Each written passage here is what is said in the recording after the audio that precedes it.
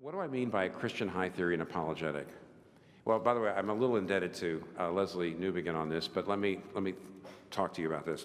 When you and I think of apologetics, we tend to think of evidence for the resurrection or reasons to trust the Bible, and that's right.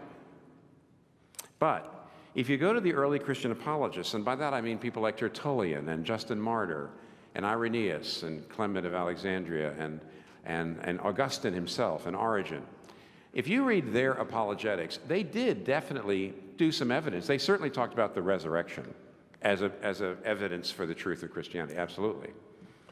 But what they did was they critiqued their culture. See, I'm afraid a lot of our apologetics, in some ways, are granting too much to our culture, because our culture says, look, we are objective and rational. And if you Christians will come up to our high standards of objective rationality, we would be happy to give you a hearing. So we have the standards, and if you will come up to our standards, we would be happy to give you a hearing. That's not what the early Christians did. They critiqued the standards. They didn't come up to the standards of the pagan culture. They critiqued the very standards of the pagan culture. Or the way Leslie Newbigin says, before you explain the gospel to the culture, you need to explain and critique the culture with the gospel. You need to say to the culture, your standards don't work.